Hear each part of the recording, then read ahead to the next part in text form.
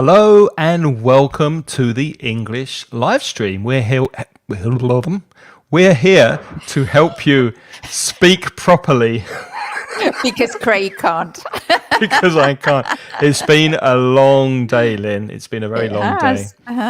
But if this is your first time watching and you don't know who we are, my name's Craig and I have written some courses and material for the Spanish website mansioningles.com. So if you are a Spanish teacher or student, you're very welcome to go over there and look at the Spanish material. We also have a podcast that will help you with your English at inglespodcast.com or wherever you listen to your podcasts. And if you would like to improve your fluency when you speak English, I also arrange courses, conversation courses, and there's lots of information on my website about the courses, including prices. Go to englishcraig.com and you can book a free Zoom call with me for 10 or 15 minutes. And I give you a quick level test, see where you are and what is the best course for you, because obviously there are different days and different times. So if you do want to practice speaking with a small group of lovely students, englishcraig.com. And joining me today to speak about a very interesting and controversial topic is my friend and colleague Lynn. That's not the only reason that I'm here, is it? Because it's, no. Of course not. Of course not. So, hi. If you haven't joined before, my name is Lynn, and my website is putitlikethis.com, and I'm an online teacher of English, and I specialize in making tailor-made courses to try to help individuals usually find their own voice in English so that you can express yourself the way you want to. So I try to find out what your objectives are and then tailor make a course to fit them. I do group courses, but rarely. And I don't make the groups up. So if a group approaches me, I'm happy to teach them. But otherwise, most of my students are one-to-one students. Mm-hmm. Okay, putitlikethis.com. Now, if you are joining us live, we are going live to Facebook, Twitter, and LinkedIn. Say hi, tell us where you're from. We'd like to say hello to you and see that you're listening or watching or both. And today we're talking about the topic of hate crime. Da da da da da da.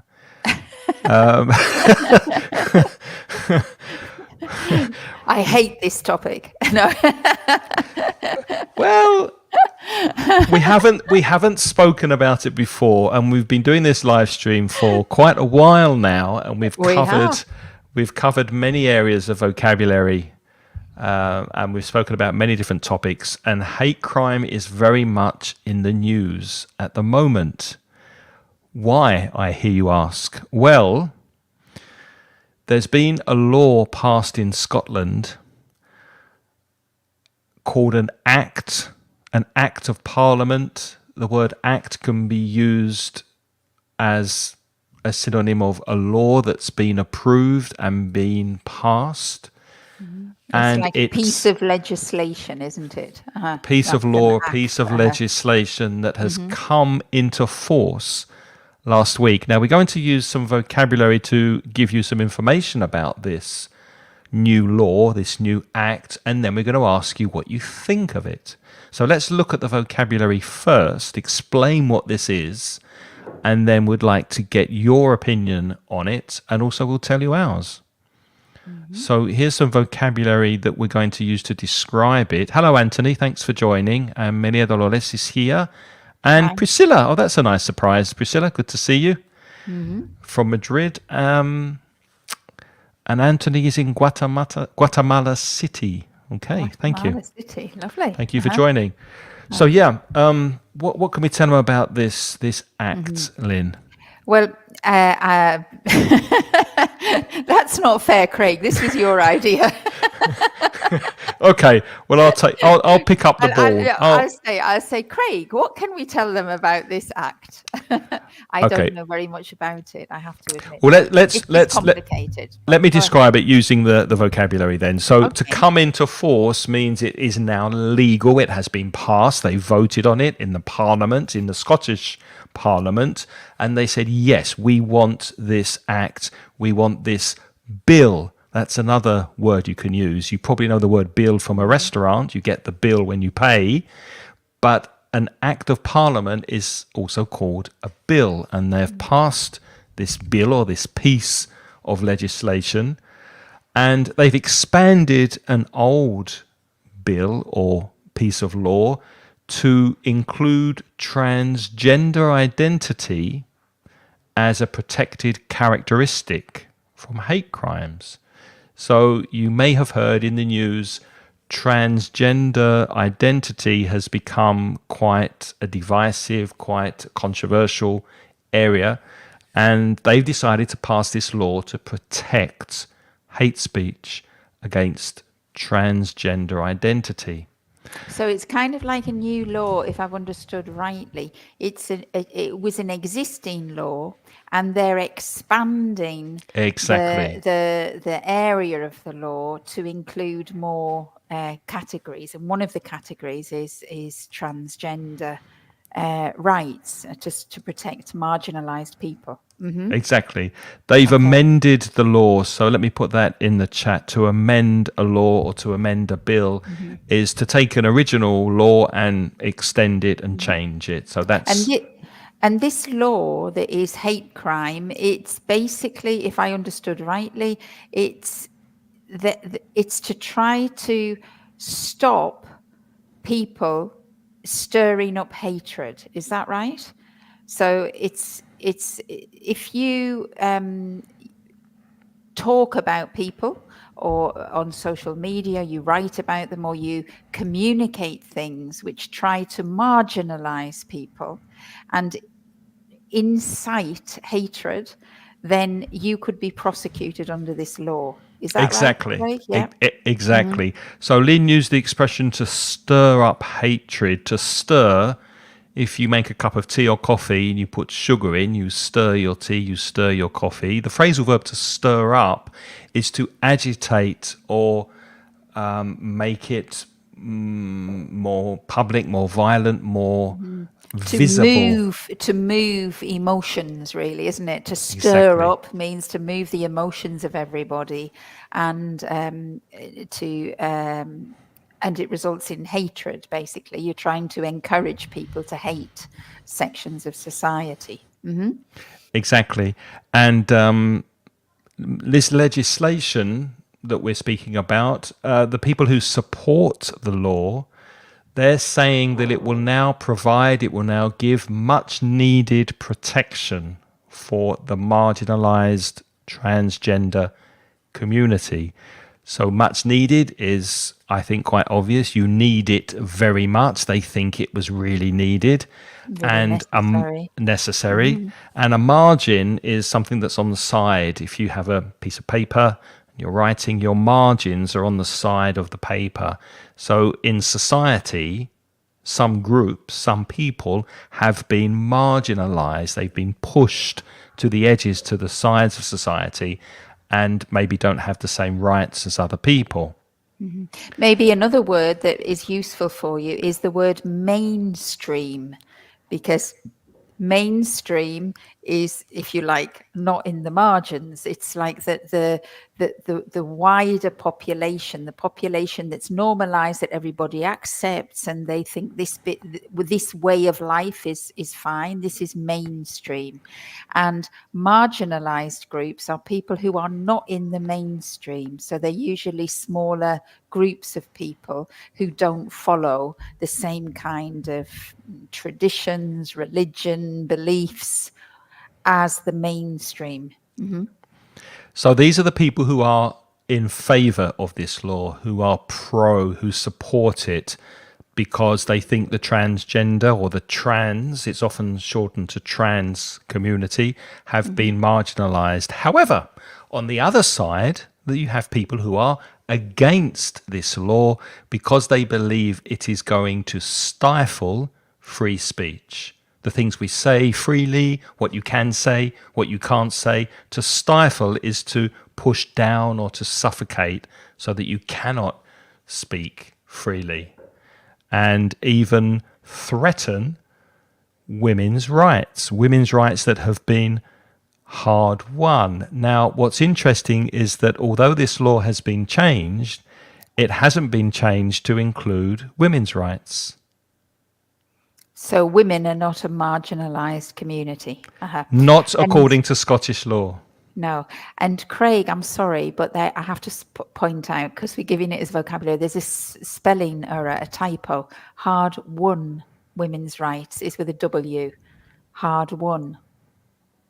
Oh, thank you. Yeah, I didn't notice that. Sorry. Let me change that. Yeah.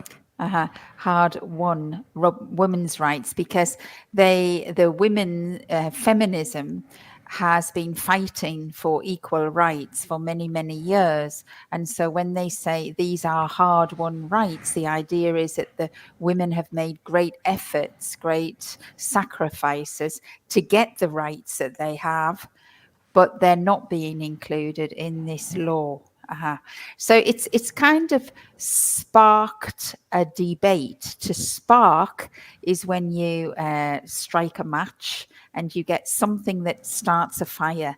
And all this legislation and these arguments, it has sparked a debate, particularly a very controversial debate, which seems to be centered around the transgender community and a section of feminism, I think, particularly. But what we're going to talk about, because I think it's quite complicated, and I don't really know all the ins and outs, all the details, ins and outs. I don't really understand the ins and outs of the argument that is going on. But I think we're going to talk about more generally about, can you actually pass a law that tries to criminalize free speech? Exactly. That's a more general topic. Yeah, hopefully we'll get to that before the end here, but we just want to make clear that you understand what's happening with this law, because it has, as Lynn said, sparked a big debate on social media. It has exploded, we can use that verb, to explode, on social media, and it has polarized people. So to polarize society, to polarize people, is to push them to extreme sides, to polarize politically to the left, to polarize politically to the right, to put people on the extreme sides of the political debate. And many people, famous people such as J.K. Rowling, who wrote Harry Potter, Elon Musk from space exploration, and Tesla and Twitter and X, as he changed it to, and Joe Rogan, who is a very, very famous American podcaster, comedian and famous person. They've all voiced their opinions. They've all made their views known. If you make your views known, you put it out there, you tell everybody, you make it clear what you think and what you believe. They have voiced their concerns and they have expressed their opinions. So to voice concerns is another kind of nice collocation. Voice, give voice to your voices when you're speaking, your concerns. So it just means that they've said they have problems with the bill, basically. And there we have the stir up hatred, the phrasal verb that Craig explained earlier. And what was it with the criminalize misogyny? What was that about? Well, yeah, first of all, to stir up hatred, before, as we mentioned before this bill was passed, and we've had that collocation already, to pass a bill or to pass an act of Parliament, they already had laws in Scotland and across the United Kingdom to criminalise stirring up hatred against racial identity. So it was against the law to provoke violence, to start any violent demonstrations against race, but not against transgender identity. So that's the difference here. And this new legislation introduces offences for hate crimes against other characteristics, not only transgender. So it can include hate against age, saying bad things about old people, disability, if you have a disability, religion, sexual orientation, transgender, gay, etc., and any variation in those sex characteristics. So it's covering a lot of things, but as we said, it's not covering women's rights. So it's not covering biological sex is the right thing. Women's rights, you can't. It's the fact that this is the argument. I think it's about whether biological sex exists or not. Well, that's one. That's one part. That's one side to it. That's one part of the argument, part of it. I think.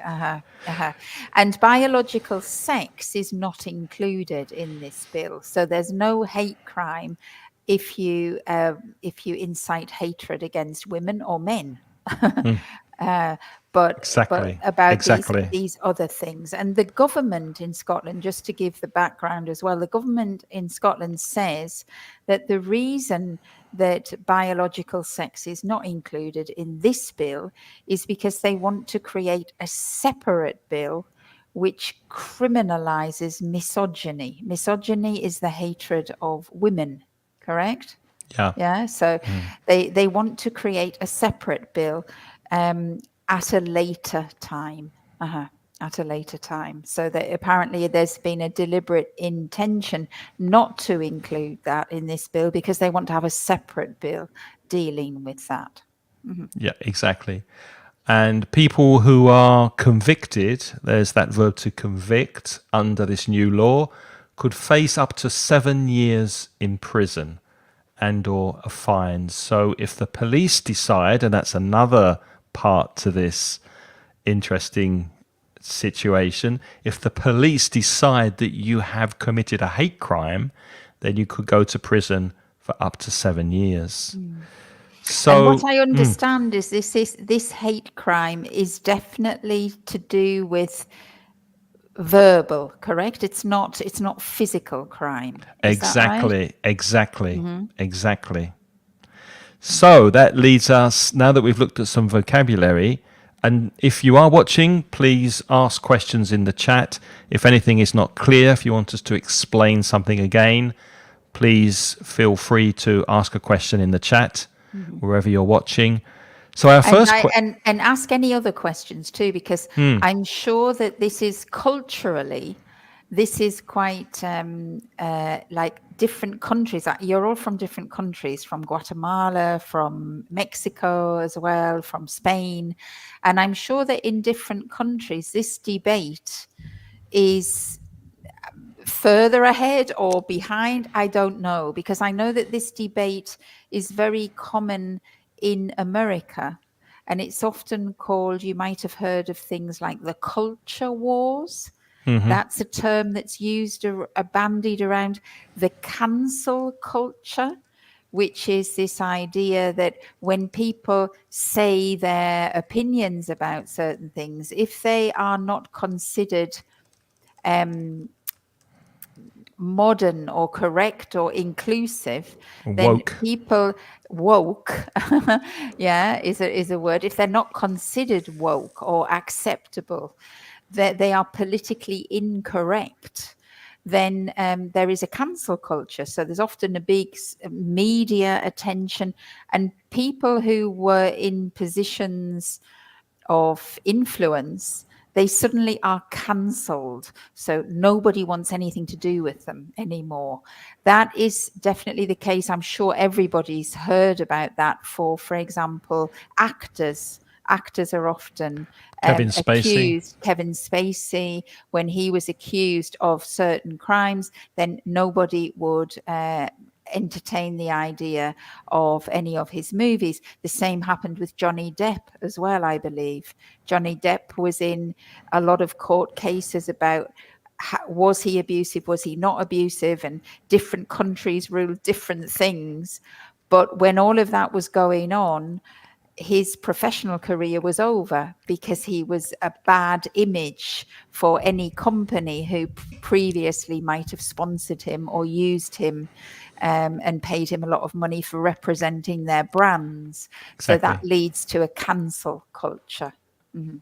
And there's another word as well, now that you've mentioned it, brand safety is another collocation. Okay. Because a lot of advertisers now are looking for celebrities that don't have any kind of controversial statements that they've made or things they've done. So you have to be completely clean to be approved by an advertiser, to be in a film or to advertise for something or to be paid to promote something. Because even if you say one thing on social media or in public that could be controversial, the advertisers will not want to go near you to represent their brand. So that takes us to the first question. Why has female hate crime not been included in this new law? I mean, it's very strange. They say they're going to create a new law later, but why would they not put misogynists or misogyny and hatred against women in the same law as hatred against transgender people or gay people or old people or whoever? I just don't understand. No, I don't either, to be frank. I mean, I have some suspicions, or maybe like not really suspicions, but I have I can speculate about maybe.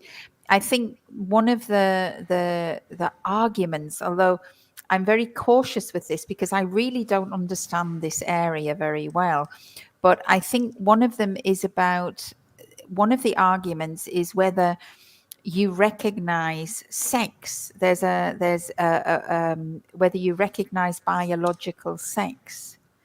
And there is a movement. Some people say individuals have the right to identify the way they want to. That there is no such thing as biological sex. And other people disagree. And I don't know whether that's something that they don't want that involved in that.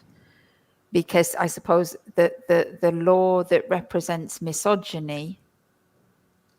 But the law. I don't know. I don't understand. But no, I know you. I get your point. But the law isn't deciding who is a man and who is a woman.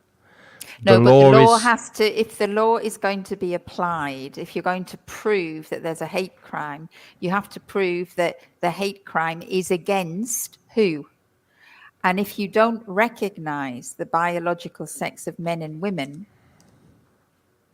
you know, I don't know.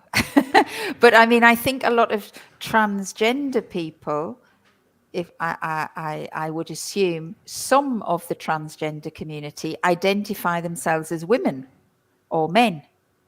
Like that they don't. I don't know whether the transgender community only identifies as transgender or whether they want the right to identify themselves as men or women, whichever. That's what I assumed. I mean, anybody can say who or what they are. That's. Yeah, you can say, I'm a man, I'm a woman, I'm a cat, I'm a tree. But the law is saying that if you stir up hatred against somebody who says they are this, then that is when you can go to prison for 7 years. Okay. But that really quite nicely, thank you, Lynn, takes us to the next question. What type of behavior, now it's the police who have to enforce this law. To enforce a law means to actually arrest people or charge people with an offence if they commit this crime.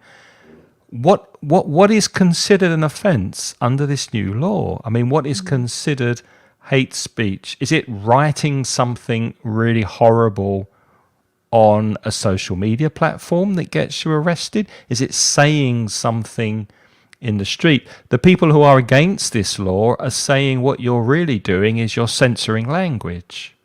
You're saying to people, you can say this, but you cannot say this, against transgender, against people who are old, people who are religious, etc. So I think I can remember that a few years ago, maybe you can help me out with this, Craig, if you can remember, but when there was the terrorist attacks in London, I think that's probably was that 2012 or earlier? can't remember. There were some very serious terrorist attacks in London, and there was in Britain was under high alert for terrorist attacks. And I seem to remember that there was some legislation put in at that time. New legislation was introduced because there was a very controversial religious leader in London who was preaching to groups of people about Islam and quite hateful things, like saying that they had to commit acts of violence in order for Islam to succeed.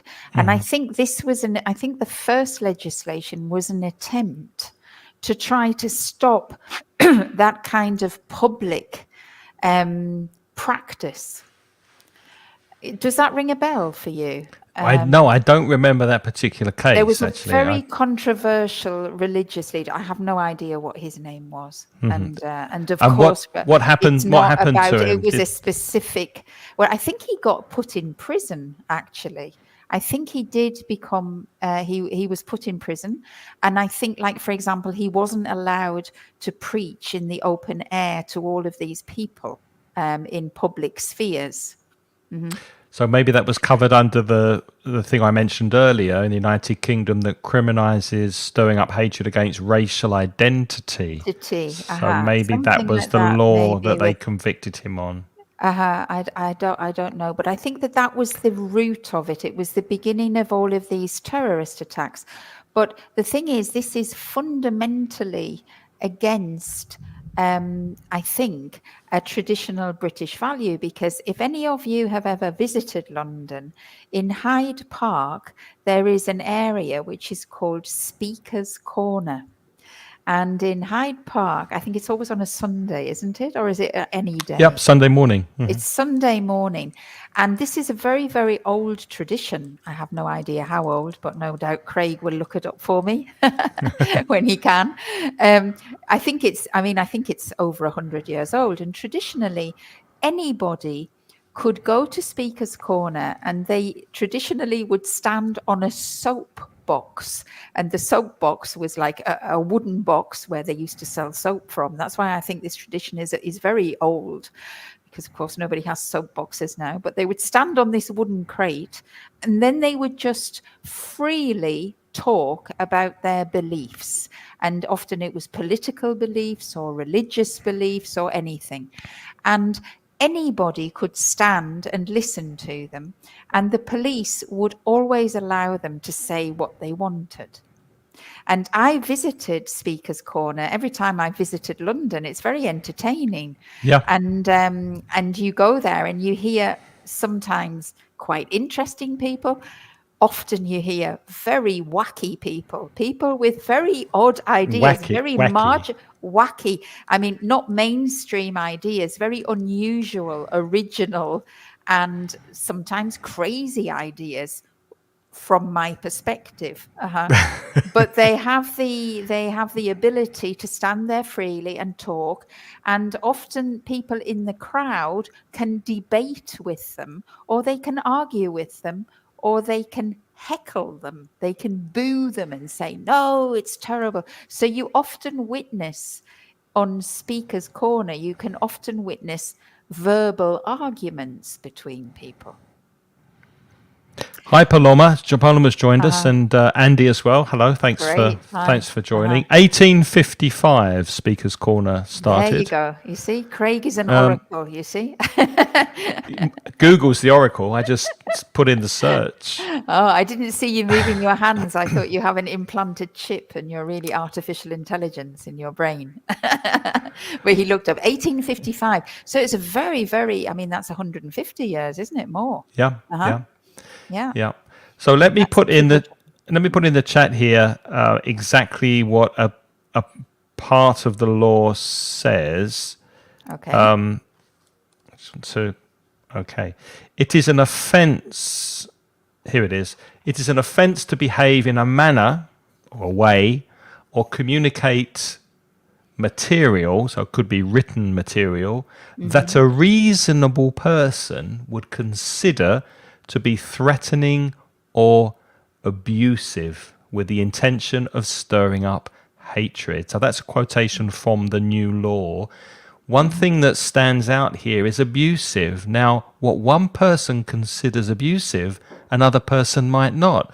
So is it the individual policeman who has to make the decision of what is abusive and what is not abusive? And I think that's where the controversy with this law comes from, because I've also heard the police are not happy about this law either, because I think the police have said that it's a very difficult law for them to commit resources to.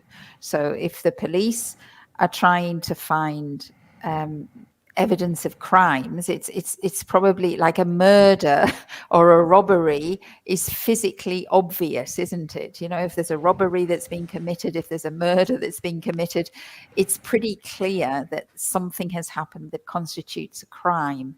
But when it comes to interpreting language, that's a very, very difficult thing to do. And those words, a reasonable person, I Oh, mean, exactly.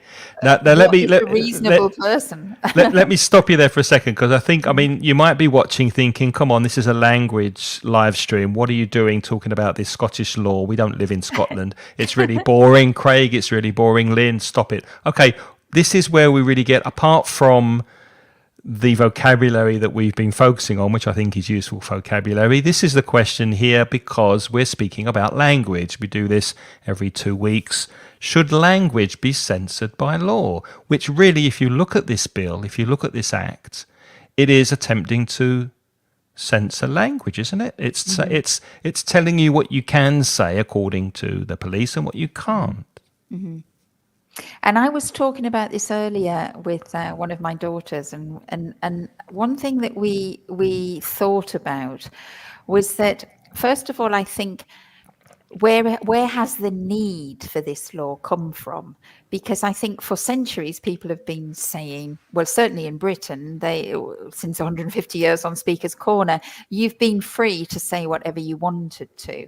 But it is true that nowadays, with technology, with the advent of social media, with the internet, where whatever you write can stay up there for hundreds of years, well, we don't know hundreds of years, but you can't erase things that you've actually written. That's relatively new with all these technological advances. And one of the big problems, I think, with social media is that when we use language, normally we use language to communicate to another human being, correct? So if I'm speaking to you, I'm looking at you and I'm interacting with you as a human being. Possibly people, writers, when they interact usually with their audience. So if you're a novelist, with the people who read your novels, or if you're a journalist, with the readers of the newspaper, but you have a very clear idea of who you are communicating to. And I think with social media, this line is not clear, because when people write things on social media, often they're writing into a void. A void is like an empty space, and they don't visualize in front of them who it is they're speaking to. And I think this is the problem with language, because when we communicate and we know who we're speaking to, language is very rich. I can say something that sounds terrible, like, oh, I had such a terrible day, I wanted to kill myself. Now, you, because you know me and you hear the tone of the voice that I'm speaking with, you know that I'm not being serious. Correct? So when I'm saying, because I'm not being serious, I've had a wonderful day. Okay. And I certainly, even if I had a bad day, I don't think I'd want to kill myself. So it's a figure of speech, we say. It's a figure of speech. We know we don't take it literally. But that's easy when you're communicating face to face and you know who your audience is. I might not say that. I might not say, I've had a terrible day, I'm going to kill myself. If, for example, I'm talking to somebody who I know has had a recent family member who's committed suicide, I would never say that because it would be extremely offensive and upsetting to them. So context is really important. Context is important, and knowing who you're speaking to is important. And I think that's the problem with social media, because in the social media world, on Twitter, people say things and they say things out into a void, and they have no respect sometimes for individual people and how maybe what they say could be offensive to some people. They're ignorant of that. Yeah, that's And that's I a think good that that's that's a good a point. problem. Maybe that's what's pushing this law now, because of course we have got problems with hate. People who say hateful things and get lots of followers on social media, and they bombard people with hateful messages. It's a very intimidating thing for the person who is receiving the hate messages. Yeah, can I come back to that? I just want to say hello to Rosario, who's watching from Mexico while she's working. Probably not getting too much work done there, Rosario. And Emilio, who says he's a bit lost. Hello, Emilio. Yeah, we're talking Sorry. about a recent law that was passed in Scotland about hate speech and the possible repercussions or consequences of this law, which led us eventually, after the vocabulary, to the question, should language be censored by law? Because it seems, and this is my personal opinion, it seems to me that it is restricting what you can say. Now, going back to your point, Lynn, about what people say on Twitter or on any other social media, you're following people on the social media. And in the same way that when you turn on your TV, if you don't like the program because it's a bit violent or because they're swearing, you can change the channel or turn the TV off. Surely you can do the same thing on social media. You can do, but I think the problem is the followers. Because if you don't like the message that's being said to you, you can turn it off. But the message is being said to hundreds and thousands of other people. And maybe in that moment, you are putting ideas, you're inciting hatred in the rest of the population. And that can be a problem because you're creating a problem that maybe before was not there. Well, what Elon Musk would say to that, who is the CEO of X, previously known as Twitter, is that he defends the right of anybody to say anything that they want. He defends the right of free speech. Now, you don't have to agree with everybody, but you should defend their right to say it. Now, going on from there, though, what about comedy? What about literature? What about theatre? And what about art? Now, I mean, art is comedy, a very yeah. interesting one, I think. Why? Because I think artists, especially comedians, do this, but artists often they display things to provoke a reaction in people. And I was thinking about this, and I was thinking about Pulp Fiction. Can you remember that movie, Pulp Fiction? One of my favorite Tarantino. movies. Yeah. Now, in Tarantino, I don't like that movie at all. And Why I'll not? explain to Too you why I violent. didn't like it. Because when I went to the cinema, it was a very shocking thing at the time when it first came out. It was extremely violent. I mean, nowadays, I think a lot of TV is as violent as Pulp Fiction. But at the time when Pulp Fiction came out, it was extremely graphic, extremely violent. And I saw it in a cinema.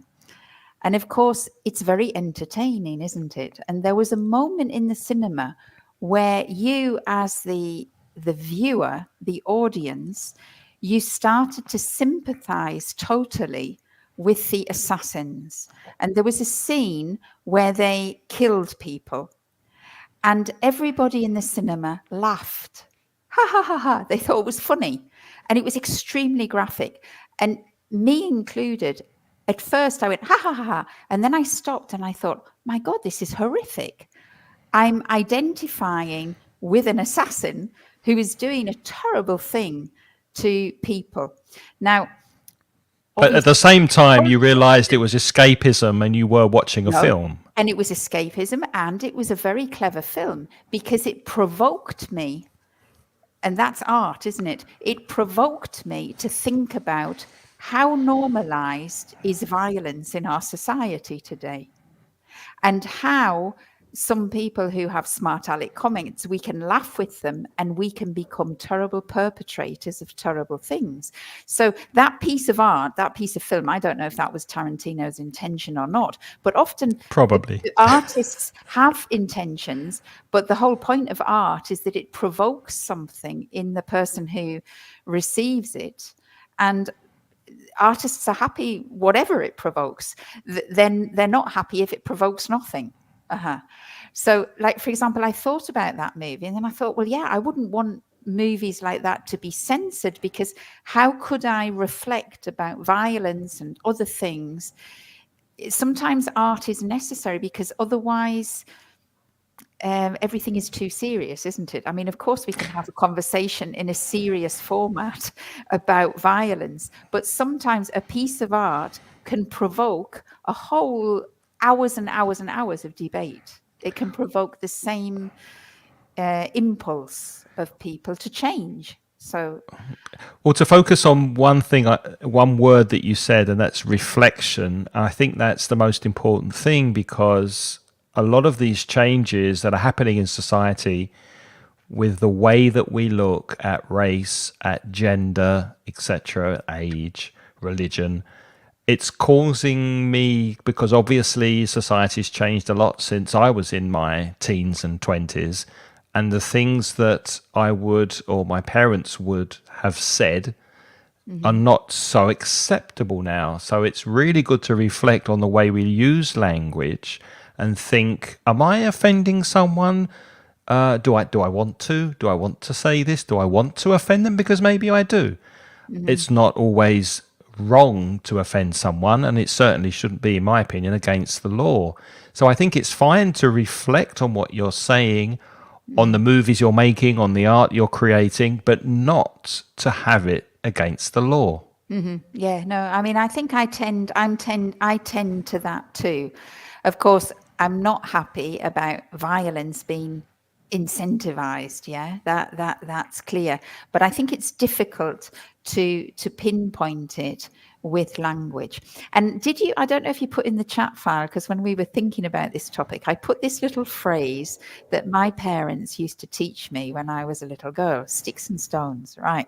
So in English, there's this idiom. It's a very old-fashioned idiom. Had you ever heard that before? Yes, but slightly differently. We would say sticks and stones. We're in London. We would say sticks and stones may break my bones, but names will never hurt me. Names will never hurt me. And in the north of England, we used to say, sticks and stones may break my bones, but calling, which is calling me names, never hurt me. And when I was growing up, I mean, in the schoolyard, there was a lot of marginalization. In the schoolyard, it was common when I was growing up. In the class, people would go, oh, look at her, well, I can't actually say the words that used to be said when we were younger, because now they're extremely offensive. But we were kids. We didn't even understand what the words were. It was just I don't know, it's a kind of a growing up environment that we were in at that time. I mean, it's great if that environment doesn't exist anymore, but I think there's something with child development where they marginalize and then they integrate, isn't it? Because you always want to be part of a group and groups form. And when I used to come home from school upset because somebody had called me a bad name, which, I mean, often was a name that just had made no sense, but they called me something. My parents used to teach me that, and it was a very old refrain. And it means that sticks and stones, so physical violence, might break your bones. But verbal violence, you just have to shrug it off and move on. Now, they always used to say that to me. And of course, that was a lesson that you kind of learned, that you learned that you just have to ignore it and move on with dignity. Mm-hmm. However, when I was explaining that today to a younger person who has very interesting views, she said, yeah, well, that's okay. But, you know, the base apparently now, when psychologists and sociologists work out where, for example, violence, sexual violence comes from, they have a picture of an iceberg. At the top of the iceberg is the actual physical violence. Yeah. And it could be murder. But at the bottom of this iceberg picture, you have at the bottom calling, name calling, marginalization, group separation. And so there's apparently some kind of I don't know if it's psychological or sociological model that has been investigated. And they say that really calling is the first step to actually. Well, surely the first step is thinking before calling. Well, probably thinking too. So is that the next social restriction, that we're not even allowed to think? Well, I don't know, but I mean, history tells us things, doesn't it? Also, Craig, because I mean, like for example, if you think of Nazi Germany, yeah, where that was a clear example where, first of all, Jews were identified as being Jewish, so their religion was held out separately. Then they were physically identified by having to put stars on themselves. Yeah, they certainly had name calling, and then eventually it just escalated. Then they lost rights, legal rights, and then eventually, of course, we know what happened at the extreme point of all of that. So I think there are many examples in history where you can see that the I'm pleased you brought that up, Lynn, because how would you define a religious hate crime? Well, probably that. Exactly that. A religious hate crime is when you marginalize a section of society because of their beliefs. And then but you mean like hate crime in terms of the new law? Yeah. I mean, if we're not talking about putting symbols or stars on people and putting them in ghettos. We're talking about words we use, because again, let's bring it back to language. I've been a victim of hate crime, and it's not very nice. At school, I was called names because of my religion. And like you said, and I put this expression in the chat, you shrug it off, you accept it. And of course, it's another thing when it comes to violence. But, and obviously, you know, we should educate our children not to use hate crime, but I don't think it should be criminalized. I think, again, I mean, my daughter impressed upon me the idea of it's to do with the intention. Yeah, exactly. It's the intention behind the words. What is the intention behind the words? Is the intention to have a laugh? Is the intention to show a difference? Or is the intention really sinister, that you want the other person to suffer badly? But going back to the law, that's an incredibly difficult thing to make a decision on. No, I mean, I don't think the police are best equipped to judge that. I think you should have, if they want to try to judge that, they need something like an ethical committee, and they need to have representation from all areas of society.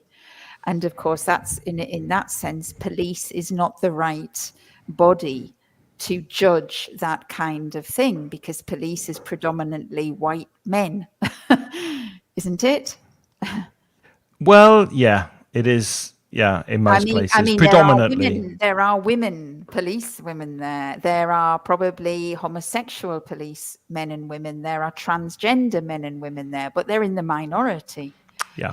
And so, if you're going to be judging these kind of ethical issues, then you need to have a very well selected ethical body to be able to judge those kinds of things. I think it's very difficult. I think. Let's put it to people watching. Have you ever been the victim of a hate crime, either as as a woman or as a man, or religious hate crime, or age hate crime, or anything at all? And what do you think about what we've been discussing? What's your opinion on this new law and on society in general, the way things seem to be going? But as a representative of the younger generation, what other things was your daughter saying about this, apart from the idea of the pyramid and actions leading to, or words leading to actions leading to violence, etc.? Did she say anything else that might be relevant? Well, no, I think it was more like things like marginalized groups. She said to me that marginalized groups have been hearing the shrug it off for generations and generations and generations. If you think of, for example, feminism, and the rights that women have and the things that are not acceptable anymore. I mean, I'm a little bit older too. And when things that are not allowed today, that would not be tolerated. When I was 20, they were tolerated all the Yep. time. I mean, when I was working, if somebody says, did you ever have anybody making unwelcome sexual advances to you in the workplace? Of course. Yeah. Yeah. Yeah. Did anybody inappropriately touch you?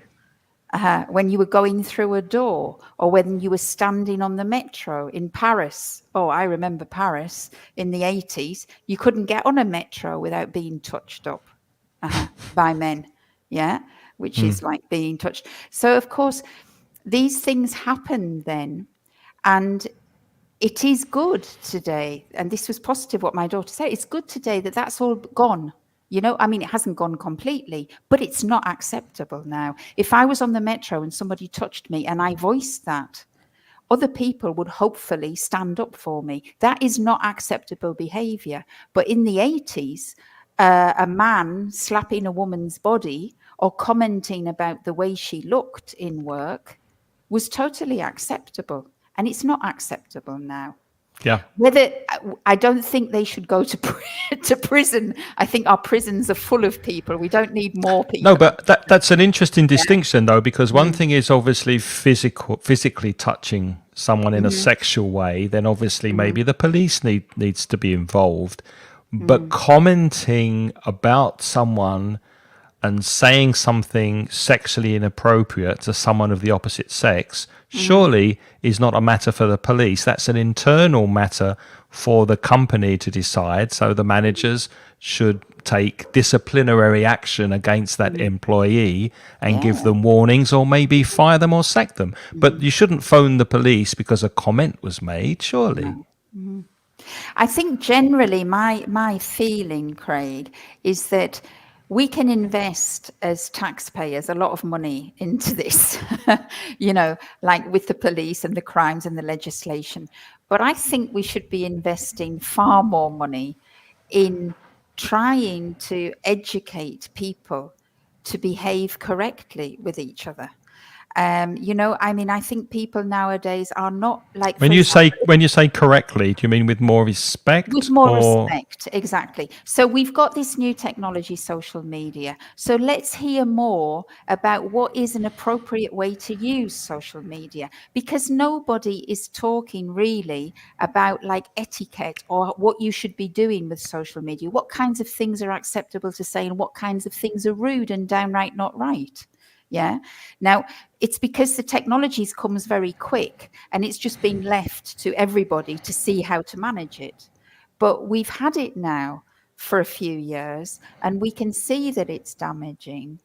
And so I think it's up to us to try to sort of develop sort of etiquette, that what is, and a one that is tolerant and inclusive. And we need more voices talking about that, I think, whether it's in school or whether it's on television or whether it's in the social media. I think we should be like trying to, or leading by example. That is I don't what know if I agree I think. totally, because Lynn, these social media platforms are so massive, they're so big. If you think about Facebook and Twitter and Instagram or other forums where if you notice, inside Facebook there are Facebook groups, and very often these groups are moderated by the people who started the group, and they have their rules or regulations or guidelines for people who join the group. Oh, So they're do they? moderated.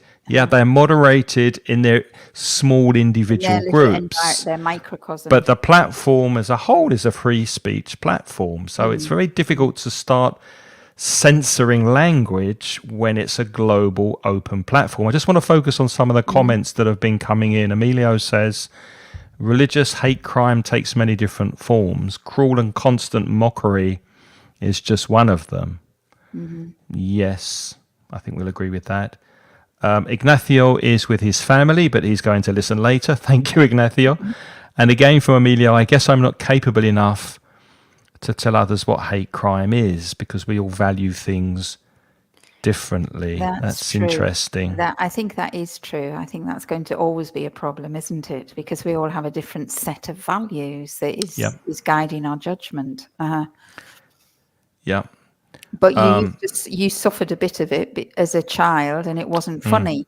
And I think, but I do think that probably is a normal experience to a certain degree for the majority of children. I think children are do cruel. suffer. Yeah. Children can be very cruel, more cruel often than adults, and I think all of us have suffered something.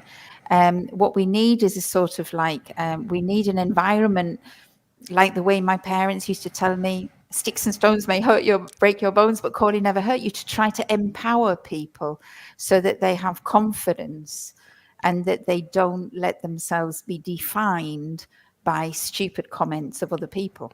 Yeah, Exactly. You've got to have your own, you've got to develop your own defense mechanisms. and your own sense of identity. Look, you can't wrap people in cotton wool when they're kids and expect them to go through life without ever being insulted or receiving a bad word from anybody. So maybe it's not such a bad thing that we are called names at school and verbally bullied. I don't know if that's so bad, because at least when you grow up, you've got the tools to be able to deal with other things that people say to you in life.